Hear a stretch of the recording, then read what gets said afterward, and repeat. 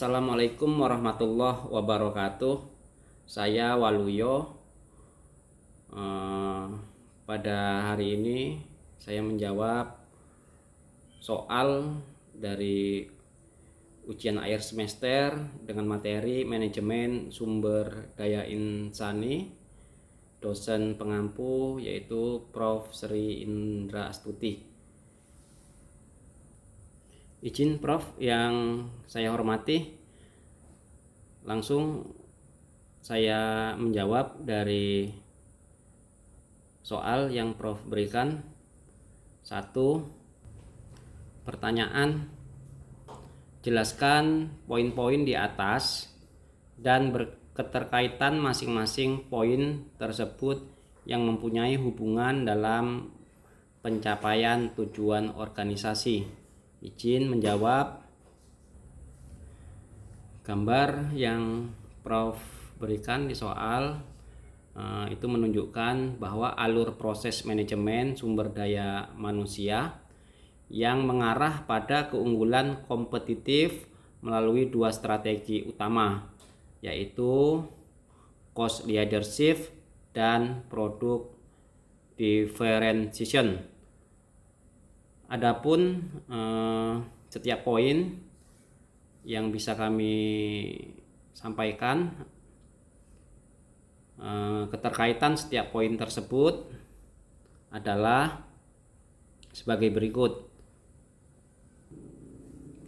Yang pertama adalah merekrut anggota serta menseleksi. Rekrutmen dan seleksi ini dapat kami jelaskan adalah memilih individu yang tepat untuk mendukung tujuan organisasi. Yang kedua adalah menciptakan lingkungan kerja yang adil, aman, dan sesuai dengan regulasi global atau workplace justice, union, safety, dan health. Yang ketiga dapat kami jelaskan adalah meningkatkan kompetensi, motivasi, dan sikap kerja karyawan. Dan yang terakhir untuk jawaban nomor 1 adalah berkontribusi pada output, recension, legal compliance, dan company image yang menjadi dasar untuk mencapai cost leadership dan produk differentiation. Dari poin-poin yang saya sampaikan bahwa semua elemen ini saling terhubung dan membentuk sistem terpadu untuk mencapai keunggulan kompetitif dalam sebuah organisasi. Untuk pertanyaan nomor 2, yaitu jelaskan kenapa berakhirnya tahap tersebut pada dua aspek di atas, yaitu cost leadership dan produk diferensiasi. Berikan contoh. Izin menjawab. Cost leadership dan produk differentiation adalah dua pendekatan utama untuk keunggulan agar suatu organisasi bisa mencapai kompetitif. Satu, yaitu untuk cost leadership, organisasi menekan biaya melalui efisiensi dalam manajemen SDM, dan contohnya dapat saya gambarkan yaitu di perusahaan McDonald dengan standarisasi proses kerja untuk menekan biaya produksi. Kemudian poin nomor 2 yaitu produk differentiation yaitu fokus pada pengembangan produk atau unit, dan contohnya adalah Google yang mengutamakan inovasi dalam teknologi dan pelayanan. Jadi dapat saya jelaskan kembali, keduanya merupakan hasil akhir dari proses HRM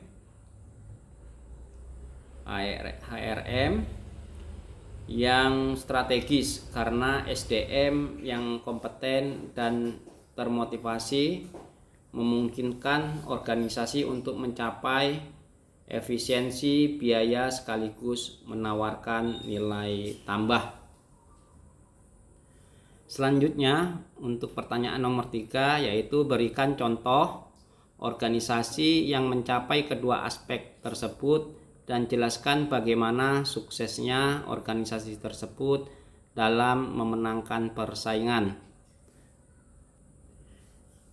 Izin saya menjawab. Jadi untuk contohnya yaitu di perusahaan mobil Toyota, saya kira untuk poinnya yaitu cost leadership, menggunakan prinsip lean manufacturing untuk menekan biaya produksi. Selanjutnya produk differentiation, yaitu mengembangkan teknologi ramah lingkungan seperti kendaraan hibrid. Keberhasilan Toyota dari pengelolaan SDM yang terintegrasi, mulai dari pelatihan hingga evaluasi kinerja yang mendukung efisiensi dan inovasi produk yang dikembangkan oleh perusahaan Toyota tersebut. Selanjutnya untuk pertanyaan nomor 4, yaitu apakah tahap-tahap di atas dapat dikatakan mengelola manajemen sumber daya insani? Kenapa demikian? Jelaskan. Izin menjawab. Saya jawab ya, karena semua tahap dalam gambar mencakup elemen-elemen inti pengelolaan SDM. Kemudian dapat saya jelaskan bahwa hal yang paling terpenting adalah di perencanaan dan analisis pekerjaan, yaitu menyediakan panduan strategis untuk kebutuhan tenaga kerja. Selanjutnya rekrutmen untuk karyawan dan tahapan seleksi. Yang paling terpenting adalah memastikan individu yang direkrut sesuai dengan tujuan organisasi, dan harapannya tentu dari tujuan itu mereka harus memahami tujuan tersebut. Setelah terekrut dan individu yang kita masukkan dalam sebuah organisasi tersebut, tentu kita harus melakukan pelatihan dan pengembangan.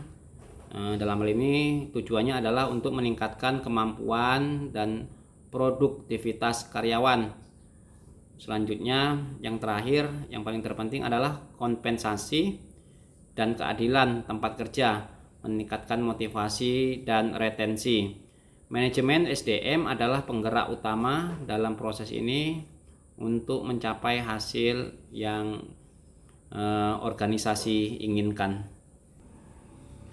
Baik, selanjutnya untuk soal nomor 5, apa masukan yang dapat Anda kemukakan pada organisasi tersebut? Kemukakan dan berikan contoh. Dapat kami jawab, sebuah organisasi agar dapat lebih optimal dalam mencapai keunggulan kompetitif melalui cost leadership dan produk differentiation, ada beberapa masukan.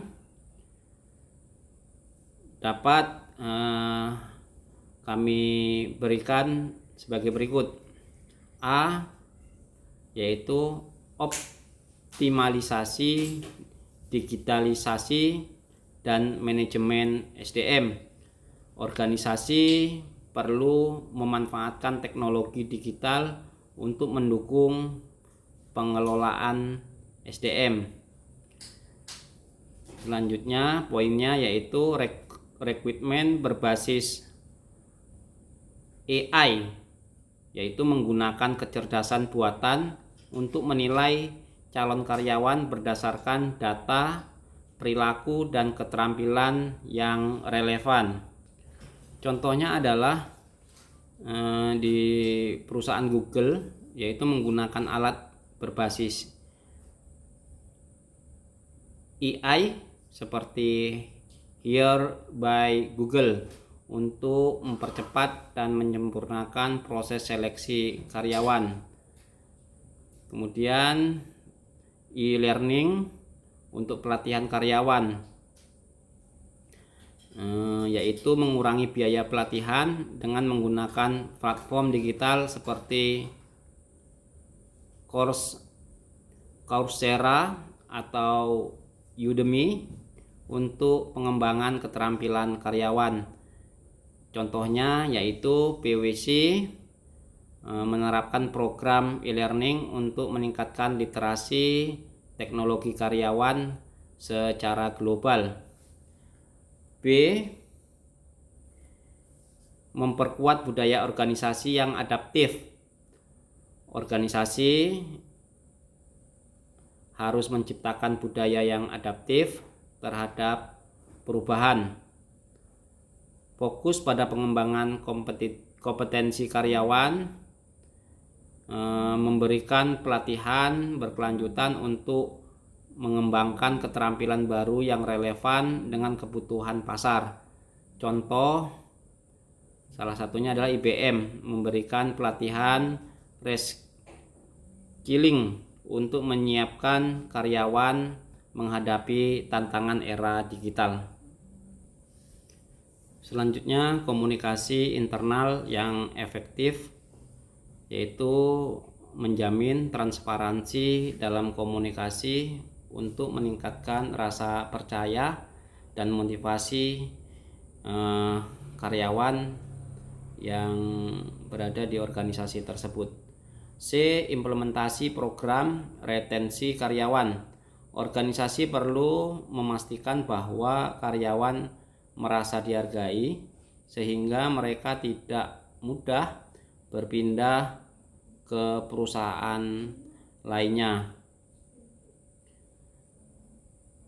Program kesejahteraan karyawan. Ini adalah bagian program yang memberikan insentif tambahan seperti asuransi kesehatan, bonus kinerja, dan fleksibilitas kerja. Contoh di perusahaan Netflix yaitu memberikan fleksibilitas waktu kerja dan cuti tak terbatas untuk karyawannya sehingga meningkatkan retensi. E, inovasi dalam strategi diferensiasi produk. Organisasi yang kita maksud adalah perlu menciptakan produk atau layanan yang lebih unggul dari kompetitor melalui inovasi yang berkelanjutan. Salah satunya menggunakan pendekatan berbasis pelanggan, memahami kebutuhan pelanggan melalui baik data dan riset pasar. Contoh di perusahaan Apple yaitu terus berinovasi pada desain dan fitur produk mereka berdasarkan kebutuhan pelanggan, seperti peluncuran Apple Watch yang mendukung kesehatan digital. E, efisiensi operasional untuk mendukung cost leadership. Organisasi perlu menekan biaya tanpa mengurangi kualitas produk atau layanan. Automasi proses kerja, menggunakan teknologi seperti robotik, proses automation atau RPA untuk meningkatkan efisiensi operasional. Salah satu contoh adalah di perusahaan Amazon menggunakan robot dalam proses pergudangan untuk mengurangi biaya operasional. F. Peningkatan employer branding.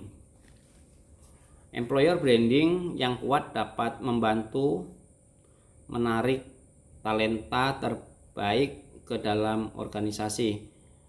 Poinnya adalah mengkomunikasikan nilai perusahaan secara strategis menggunakan media sosial atau platform seperti di LinkedIn untuk menarik perhatian calon karyawan.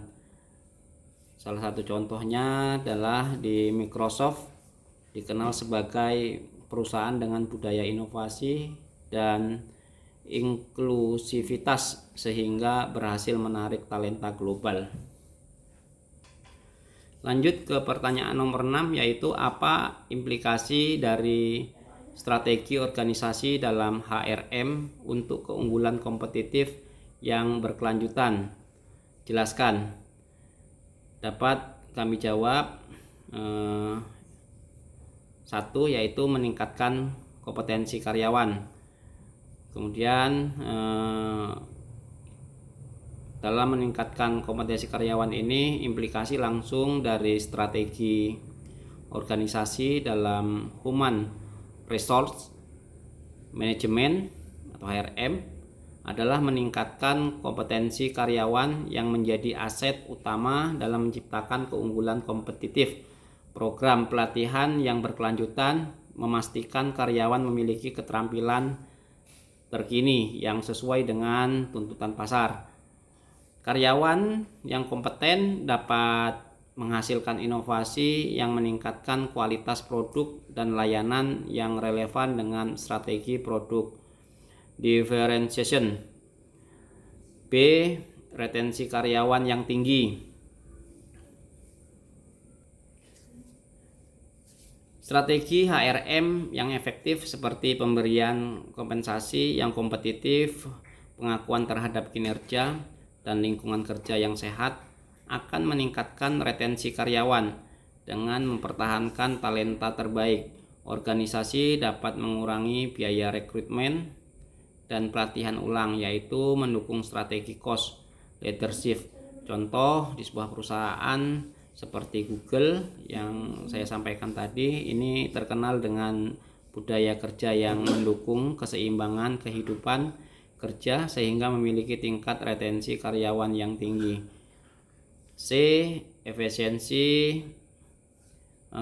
operasional yang lebih baik. Kemudian dapat saya jawab, dengan strategi HRM yang berfokus pada efisiensi melalui teknologi dan automasi, perusahaan dapat mengoptimalkan proses kerja implikasi. Automasi proses kerja di berbagai fungsi HR seperti rekrutmen dan evaluasi kinerja, mengurangi biaya administrasi dan meningkatkan produktivitas. Contoh Amazon menggunakan HR software untuk manajemen tenaga kerja sehingga mempercepat pengambilan keputusan terkait SDM. D.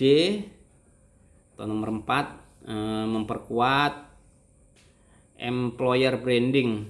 Strategi HRM yang mendukung pengembangan karyawan dan kesejahteraan mereka akan memperkuat employer branding organisasi. Implikasinya, employer branding yang baik membantu organisasi menarik talenta terbaik, meningkatkan reputasi perusahaan, dan mendukung produk differentiation dengan memperkenalkan inovasi berbasis SDM unggul. Contoh di Microsoft, sukses menarik talenta teknologi. Kemudian karena komitmen terhadap keberagaman dan inovasi. Terakhir, mendukung kepatuhan hukum dan citra perusahaan. Strategi HRM yang memastikan kepatuhan terhadap peraturan ketenagakerjaan dan hak-hak karyawan memberikan citra yang sangat positif bagi organisasi. Implikasinya tentu citra perusahaan yang baik akan mendukung loyalitas pelanggan dan reputasi perusahaan secara global, yang pada akhirnya mendukung strategi produk differentiation. Kemudian contoh yang dapat kami berikan di perusahaan Unilever secara konsisten menerapkan kebijakan SDM yang sesuai dengan prinsip keberlanjutan sehingga meningkatkan kepercayaan pelanggan. Baik Prof, mungkin ini jawaban kami, kurang dan lebihnya mohon maaf. Saya sudahi, billahi taufiq wal hidayah. Wassalamualaikum warahmatullahi wabarakatuh.